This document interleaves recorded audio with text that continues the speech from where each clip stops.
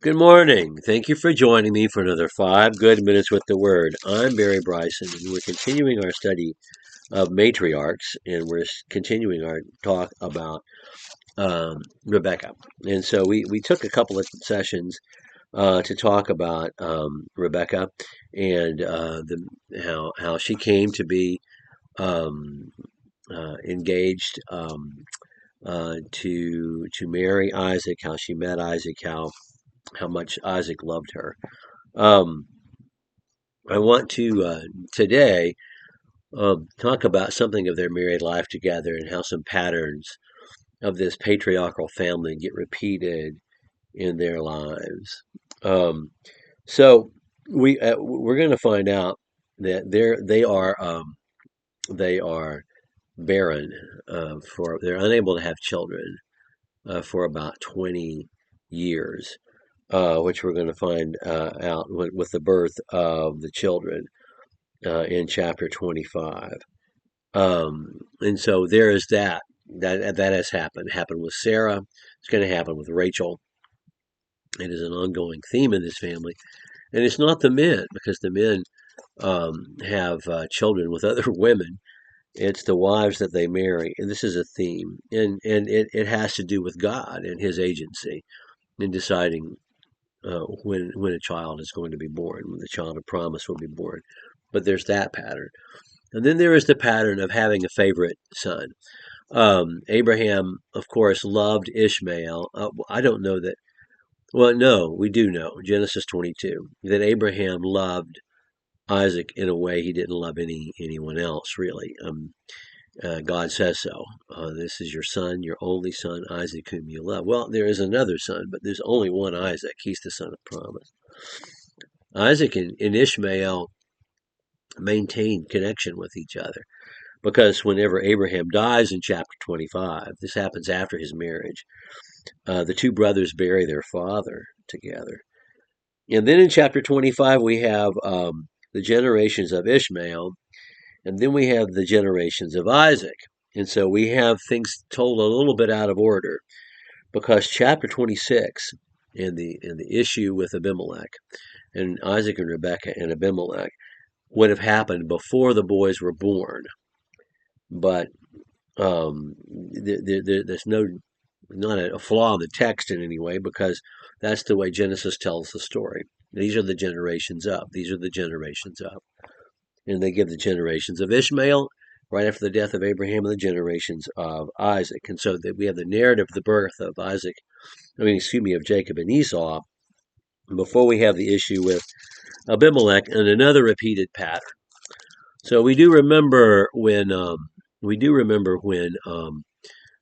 Abraham went to Egypt, and he was afraid for his life because even though he's a rich and powerful guy, I mean, Egypt is the superpower on the planet, and his wife was extremely beautiful, and he thought they would kill him for her beauty, and so they lied. He lied and said, "She's my sister," and in fact, they were half siblings.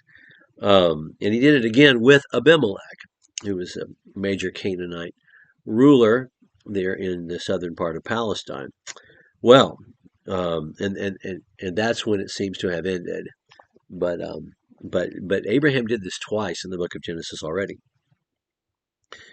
Okay, so Isaac has dealings with Abimelech.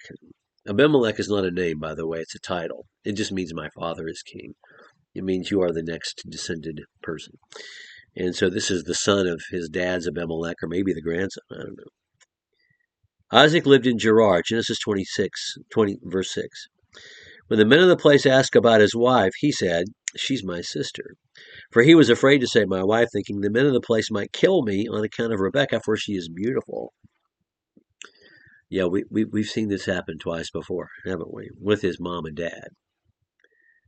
Came about when he had been there a long time that Abimelech the king of the Philistines looked out through a window and saw, and behold, Isaac was fondling his wife Rebekah. Well, I mean, they're married. They're fairly newly married, and they're trying to have kids. So Abimelech called Isaac and said, "Behold, certainly she's your wife. Why did you say she's my sister?" And Isaac said to him, Because I said, lest I die on account of her. And Abimelech said, Why have you done this to us? One of the people might easily have lain with your wife, and you would have brought guilt upon us. So Abimelech charged the people, saying, He who touches this man or his wife shall surely be put to death. I just want to read this passage because, for a couple of reasons. One is, it gives us uh, it gives us the insight that the patterns, all these patterns in this family. Genesis is a family story. It's about a family. It's almost like The Godfather in that it's about a family, and we see multi generations of a family. The Forsyth saga, you just get these multiple generations of a family, and we see patterns in this family, patterns of behavior that finally get broken by the end, and we're seeing a pattern repeated here, pattern of deception, a pattern of deception that's based upon faithlessness, really. And we see it being repeated here. But I wanted also, as we talk about Rebekah, to see the kind of interior life that these two people had together. That they weren't, that there was real, not just agape love, but agape love expressed as eros between the two of them. They had, they had this. They had this strong physical connection, attraction.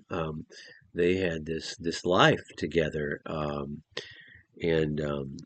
we get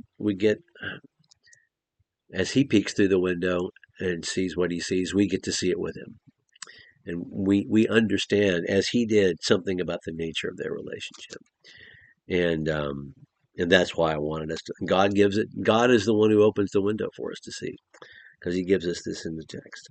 And I think it's important for us to notice.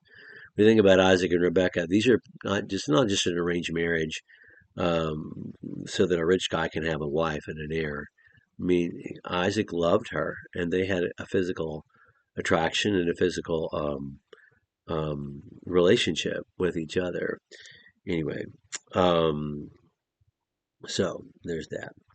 Okay, we're going to talk about the boys being born next time. Thank you for joining me for another 5 good minutes with the Word.